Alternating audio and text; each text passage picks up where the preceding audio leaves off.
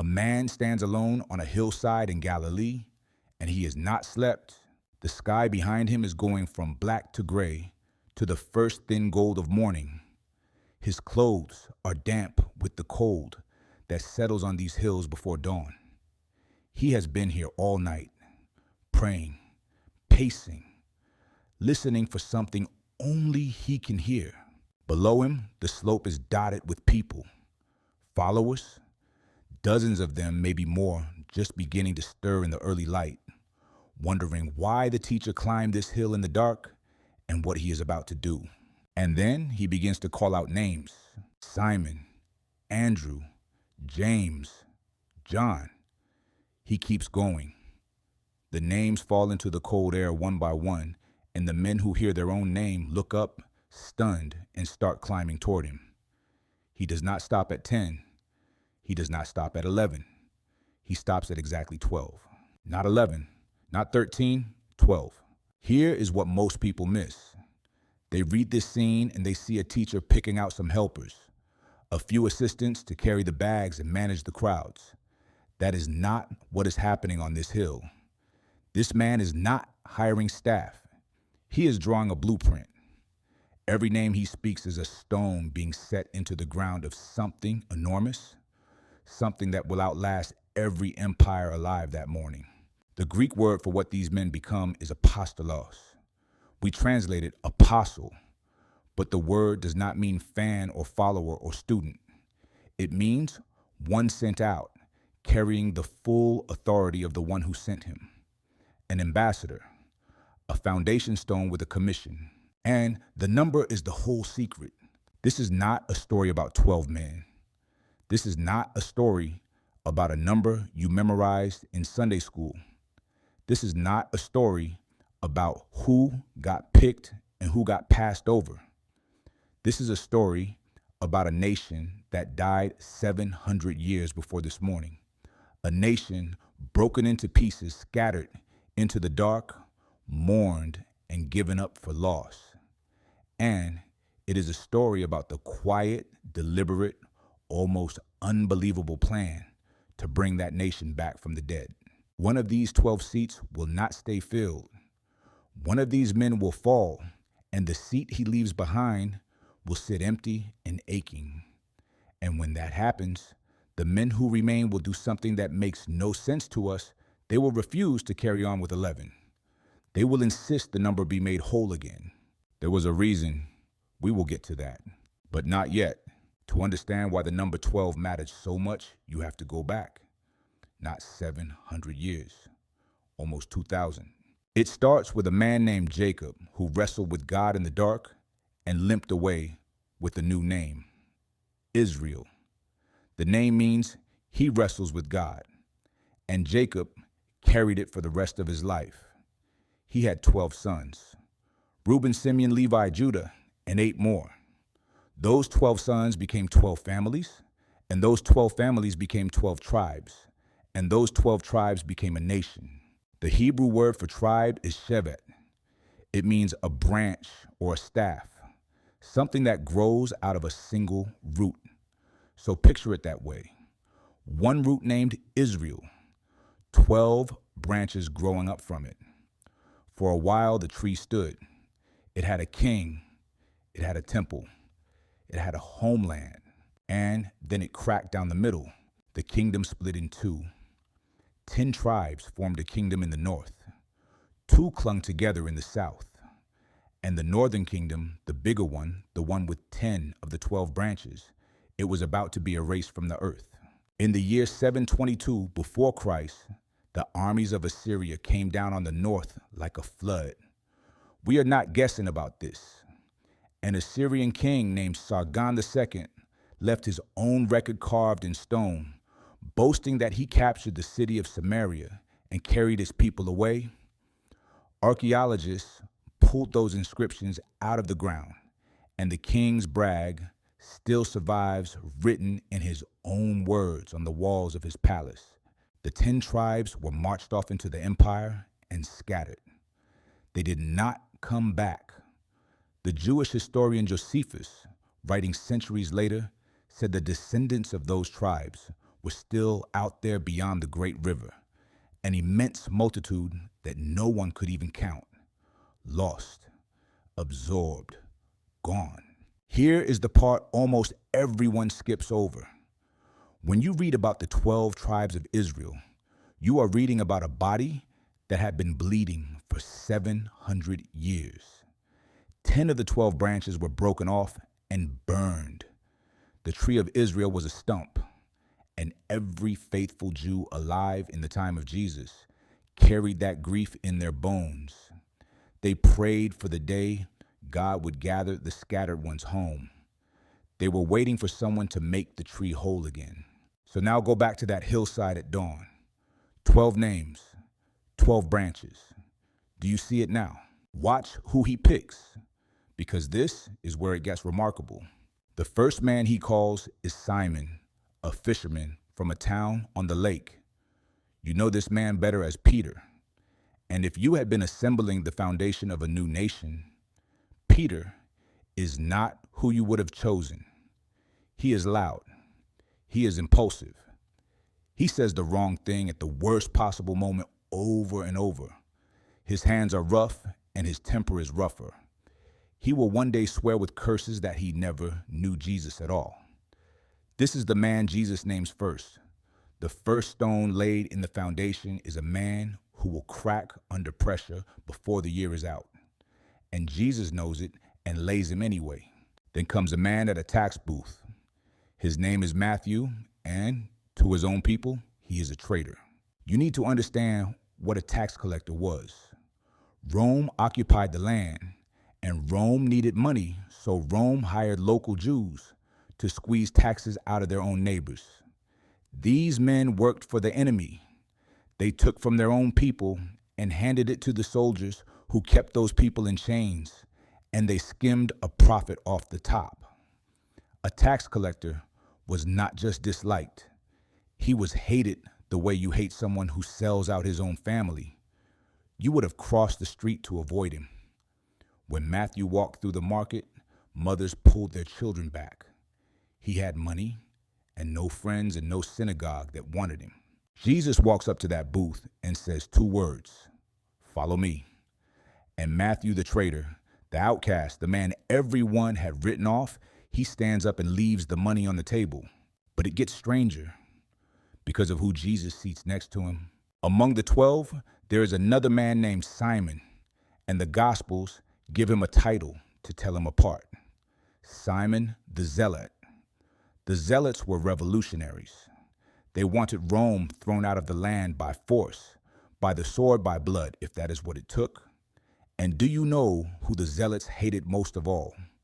Not just the Romans, the Jews who collaborated with them, the tax collectors.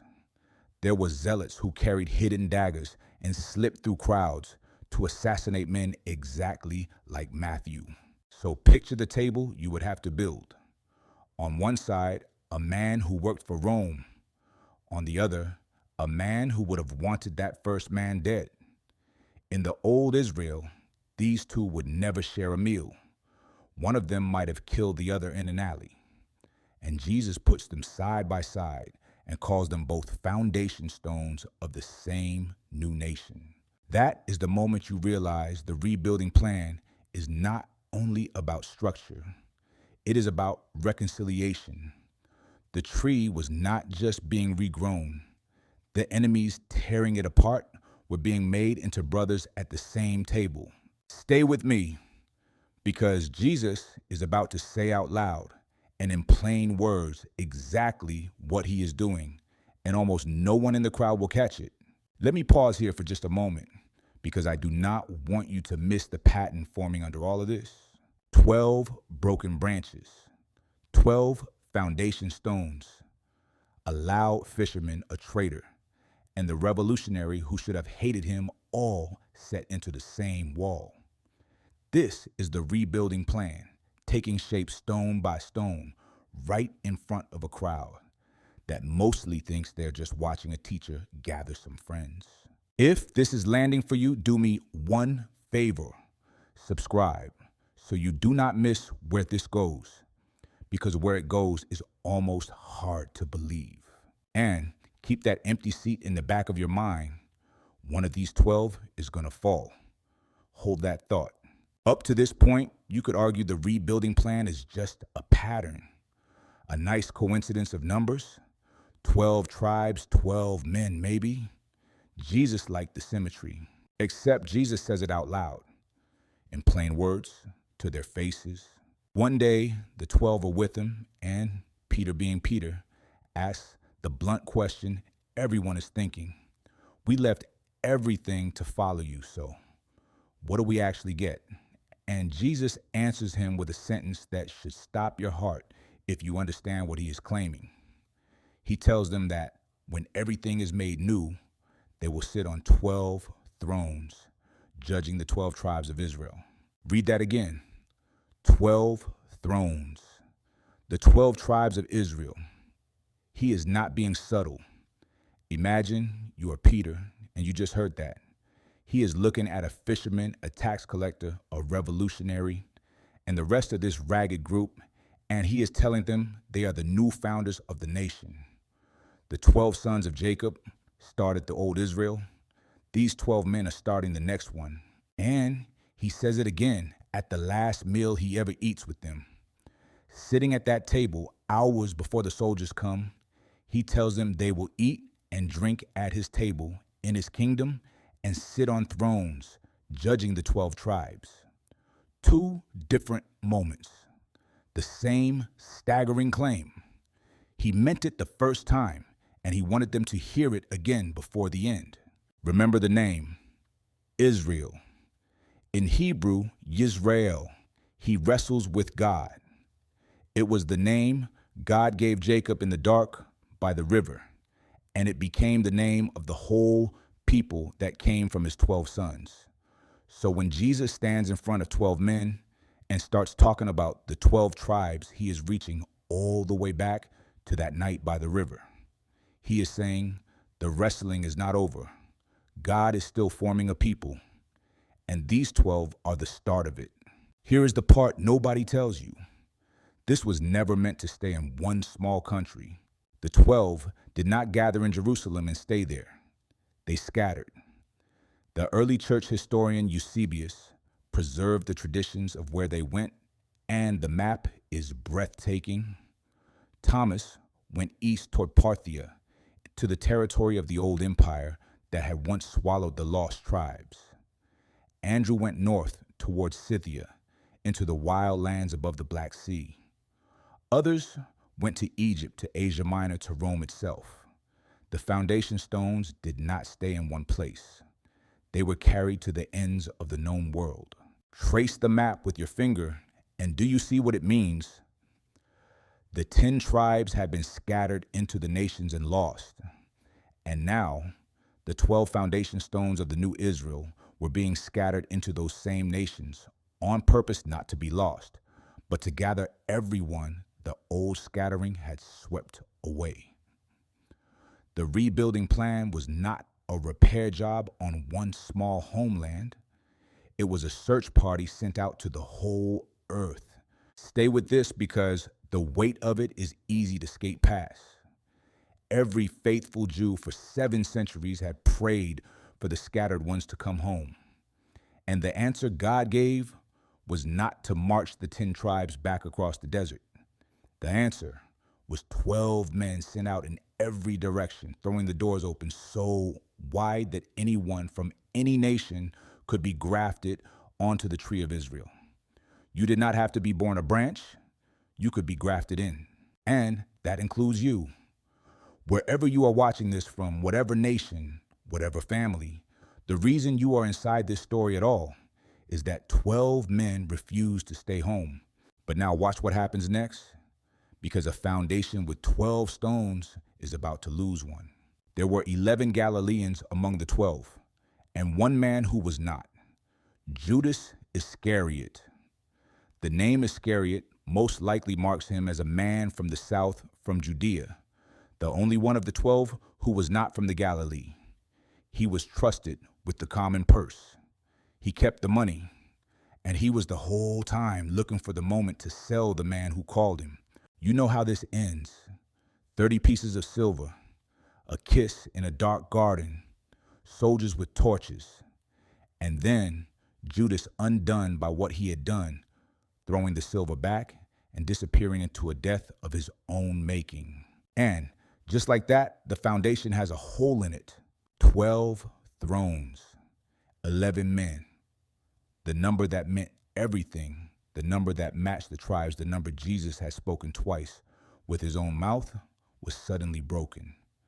The blueprint had a gap where a stone should be. And here is the question that the 11 now have to answer, the question we planted at the very beginning. Do they carry on with 11? Do they quietly let the number shrink and hope nobody notices? Or does the empty seat have to be filled? What they decided tells you everything about what the 12 were really for. The man who stands up to answer the question is Peter. Of course it is. The same loud, impulsive fisherman who cracked and denied he ever knew Jesus. He is the first one on his feet.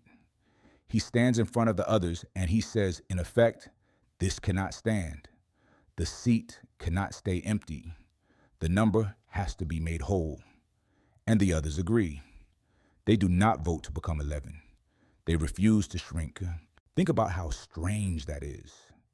The easiest thing in the world would have been to move on. They had just lost their teacher and gotten him back. They were terrified, hunted, hiding behind locked doors. No one would have blamed them for saying, we are 11 now, and 11 will have to do. But they did not. They treated that empty seat as a wound that had to be healed, not a loss they could absorb. You already understand this, even if you have never thought about it in these terms. Anyone who has lost someone knows it.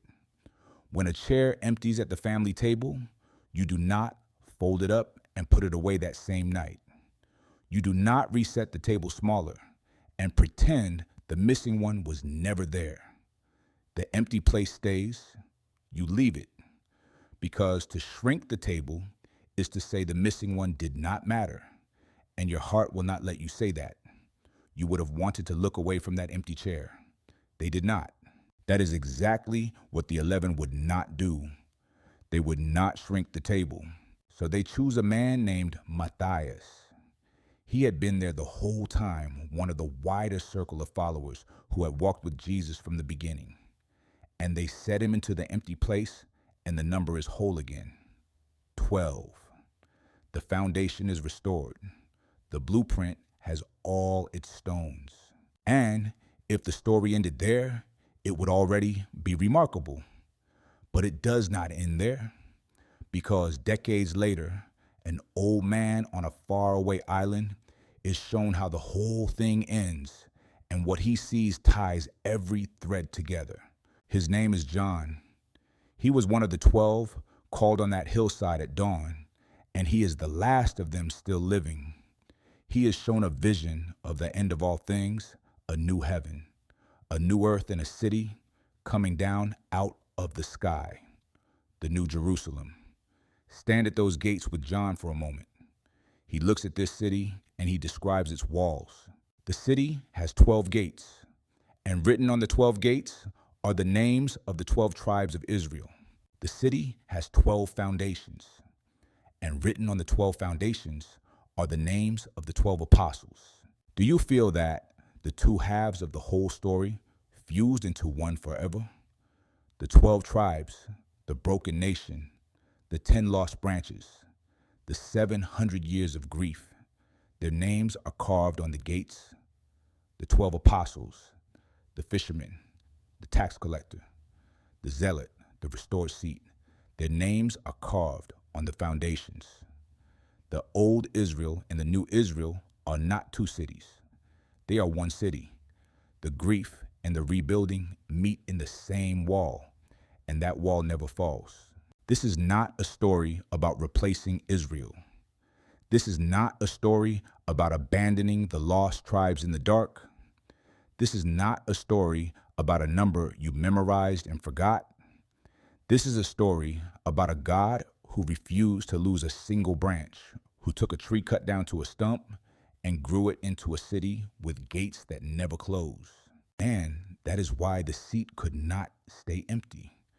You cannot carve 11 names into an eternal foundation when the plan was always 12. The foundation of the forever city had to be whole, so they made it whole. And now, when the redeemed of every nation walk through those gates, they will walk in over the names of 12 ordinary men. And out of the corner of your eye, you will see the name of the one who took the empty seat. The man on the hillside knew all of this at dawn. That is why he did not stop at 11. That is why he did not stop at 13. He stopped at 12 because 12 was never a number. 12 was a promise. So let me leave you with 3 things to carry out of this. The first is this: the 12 were never random. When you read about the disciples, you are not reading a list of guys who happen to be standing nearby. You are reading the foundation stones of a nation refounded on purpose. 12 men for 12 tribes. A teacher who prayed all night and then spoke exactly 12 names into the cold morning air because he was rebuilding a people 700 years in the grave. Nothing about it was an accident. The second is this: look again at who he chose. A fisherman who would deny him. A tax collector his own people called a traitor. A revolutionary who would have wanted that tax collector dead. He did not build the foundation out of the qualified and the impressive. He built it out of the broken, the hated, and the dangerous, and he made them brothers at one table, which means there is no one too far gone to be set into the wall. Not the traitor, not the zealot, and that includes you wherever you are sitting right now. And the third is this, and it is the one I want you to feel. That city John saw still has its gates open. The wall is real, the foundations are named, and the gates have not closed. The blueprint that started on a hillside in Galilee is not a finished monument you admire from the outside. It is still being built. And the reason this story reached you in your language, in your nation, 2,000 years and 10,000 miles from that dawn, is that you were always part of the plan. You are not watching the rebuilding from the street. You are a stone in the wall. So let me ask you, which of the 12 surprised you the most? The traitor who left his money on the table? The zealot who sat beside the man he should have hated? Or the one who quietly took the empty seat? Tell me in the comments. I read them. Go back one last time to that hillside at dawn.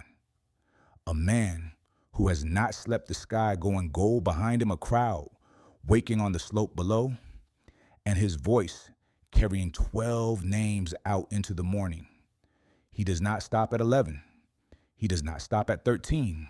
He stops at 12, because 12 was never just a number. It was the day a dead nation started breathing again.